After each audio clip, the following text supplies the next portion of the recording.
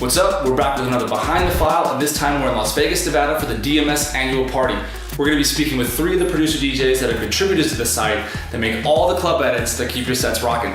Let's go talk to them now.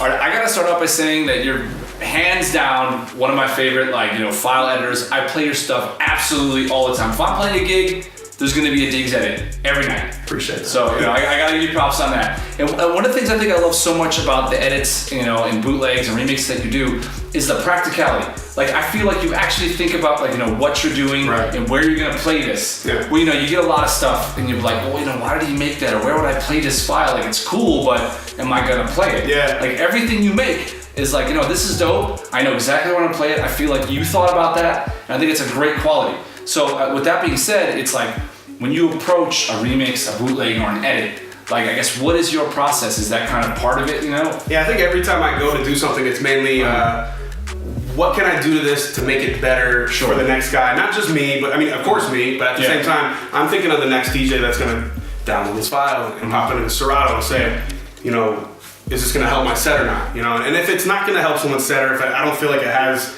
a place, then I usually don't make it, or I'll make it and just kind of keep it on the low for myself or something. But most times I'm going into it like, what does this need? What does this track lacking? Is it slow? Does it need this boost, or does it need a re-drum or something, some extra oomph, something to it? Yeah. And then that's where I take it. And if it's something like a hip hop track or something I want to give it a house feel or something like that, that's really, again, it's just me trying to basically help myself at work. Bridge a gap, and that's usually, maybe we don't want to have so much hip hop. Well, people want hip hop, man. So how can I give them the hip hop when they really want me to play house? Well, what do you gotta do? Yeah, make a hood house, right? So exactly. Well, no, we love it. I know. I'm sure everyone out there loves it. I mean, you're the man, dude.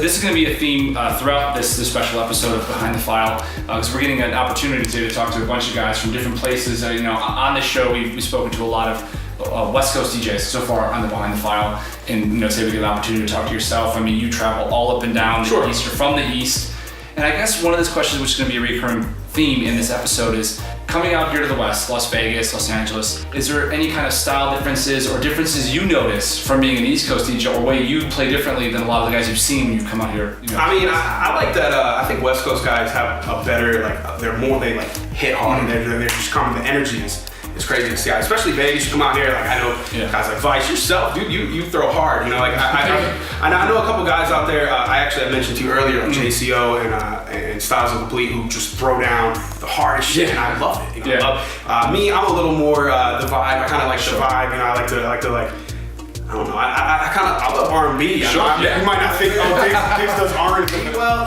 That's what I like, that's what I personally like.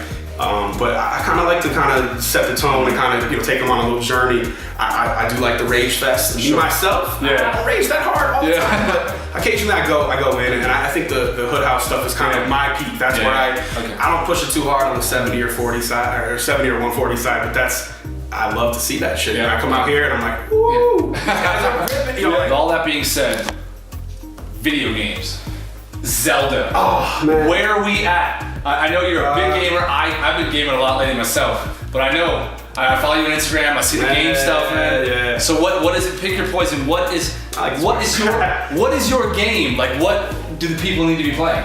I feel like if you haven't tried the Zelda that's on the Nintendo Switch yet, you're missing out. Maybe you're a little beyond that, or you think that's childish or something. But it's surprising. It is surprising. No, I like all the old school shit. I hear you. It's a pleasure having you here. It was so good to finally talk to you on this, man. I guess in closing, is there any place where people should go to find more about you, your music, or anything about you? If you guys aren't using DMS, you should be. That's where my stuff is. Other than that, that's my bread and butter. I work hard for these guys. That's what I do. So nice. That's it. Well, check out my man, Danny Diggz, DMS. I promise you, if I see his name on a file, it's getting downloaded, and you should do the same. Too kind. Thanks, you guys. Thanks, man.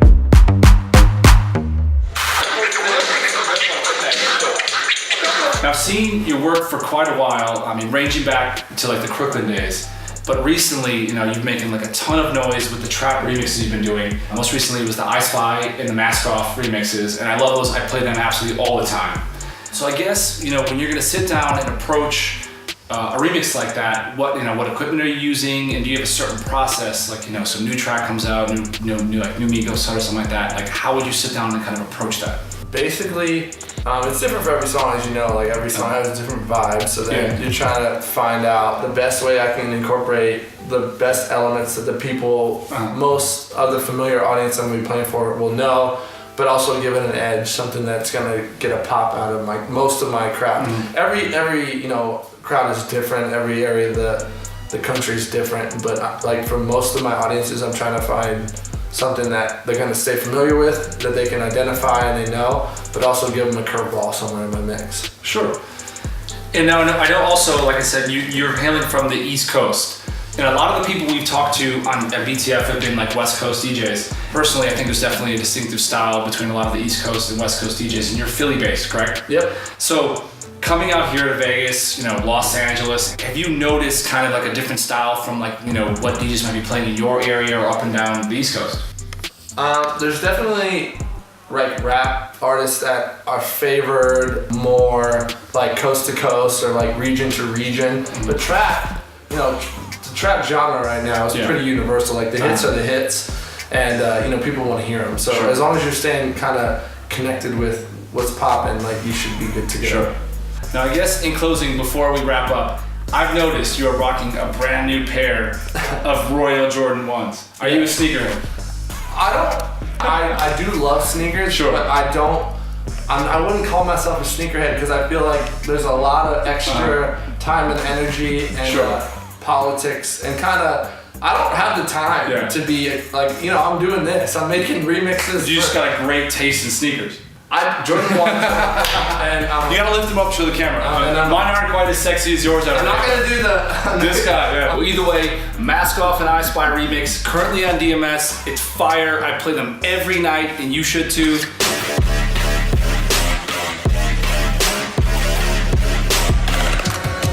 Yo, I have to give props to you. I get so many of my hip hop edits from you.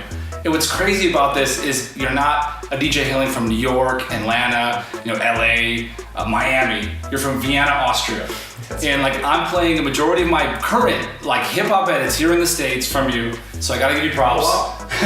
Thank you very much. And I think it's a great opportunity to talk to you because, you know, not a lot of people stateside get to talk to an open format DJ from Europe. Like here, you know, open format's more of like a hip hop house kind of ping pong back and forth. Now, do you do the same thing in Europe? I actually do the same thing, yeah. That's what for me is open format, like to play like one genre to another genre and that really quickly, going up and down with the tempos. And what kind of like, I guess if you went up to like 128 BPM into the electronic genre, what kind of like genres are you playing? Like house music wise?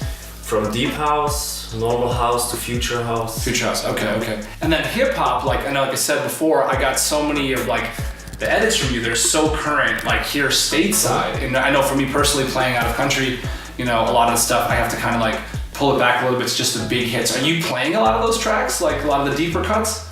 Yeah, I mean, I'm also playing what is popular. Yeah. Also what is popular like in the Billboard charts. That is also popular in Austria and Europe. That's all like the music is coming from the West Coast or from the US side. Yeah. Feeling for myself is that if the record is going to be big or not, and I'm editing, I'm doing bootlegs and stuff with it. Sure. So is Vienna, Austria getting bad and bougie? Yeah, they are. Definitely. They are getting it. Fucking Vienna, Austria getting bad and bougie. And here's a question I'm sure a lot of the viewers would love to know. I know for me personally, working with a lot of the American Asians and stuff, a lot of us have been going to, you know, like Asia, South America, even the Middle East. But Europe has been kind of a hard place for us to get booked at as far as open format DJs. Unless you're like with a big traveling group like a Katy Perry or Madonna or something, and you get to go to those places. It's very difficult for just an open format DJ to get a booking in Europe that I've noticed. You know, so is there, I guess, any opinion on why there's not as many American DJs coming over to Europe, or you know, or is there anything you think we might be able to do to get noticed in Europe? Which, because I have no answer for this. Yeah, that's a little bit funny because I try to get my bookings outside of Europe and we're trying to get into Europe. Yeah. I'm trying to go to Europe. But I mean, honestly, I don't have a real answer for it, but I guess you have to be like a superstar, a big name to come to Europe. Like you said, as a touring DJ. Yeah, I know it's tough. So, get your superstar on. That's how you get to Europe. Our only answer right now is be a superstar, and then you go to Europe. There it is. All right, and keeping it moving with the DMS party-themed episode of Behind the File, we have War and Peace. What up? He's the man. I love Warren. He's the man in Vegas. If you come to Vegas, you gotta have my man Warren. But either way, I just wanted to ask you a couple questions about about the site and anything you kind of want to promote or any like special features, anything you want to kind of talk about. Okay? I'd say one of the key things about DMS and the site is the app. The DMS app is we're trying to make it something amazing where you can actually do work during your downtime. Like if you're on the bus, you ride the bus home and you're like, okay, I gotta get some tracks, or I'm on the airplane, I'm getting off the airplane, I need some tracks or something like that. Yeah. So we're really trying to make the way DJs work more functional and fast and quick. Sure. Yeah, so the app, I would say the app is really something we've been really focusing on hard this year. Dude, that's awesome. Well, make sure you guys get that app. Definitely. We want to thank everybody for watching this special DMS party edition of Behind the File, but it wouldn't be complete without talking to one of the man himself, Kevin Scott. I can't even begin to tell you, when I first moved to Los Angeles, this man took me in, put me on, he brought me to LAX nightclub, which at the time was like the place to be, helped me out, got me on, got me my first residencies, but and more importantly, like I said, he's the home. He's one of the reasons we have the home with BTF, the direct music service. So I want to thank you, Kevin. Absolutely. For having the show on, for everything you've done for me personally. Yeah, man. And I appreciate you. You're my brother. Yeah, you are the homie. Yeah. And You've come a long, long, long way, my friend. And trying, still working, man, every day. Yeah. This guy is a hustler. Let me tell you, he works so hard on everything from doing his own edits from the minute I met you, man. You were full speed ahead with everything you were doing. Always working hard to improve like your sets, always practicing scratching, always practicing mixing. Like you just love to work. And I think that shows through everything that you're doing. Yeah. Your work ethic is awesome. And you guys can learn one thing from Spryte here, it's his work ethic. Like if you put in the hard work, you can make things happen. I can't stress enough, if you're a DJ and you need like quality edits for your sets, you need to go to directmusicservice.com and sign up now. It's a great place for great music. You can catch all the guys that you've seen here tonight. You can get all their music there as well as mine. And Kevin, and thanks again, man. Thanks again for watching, and stay tuned for more.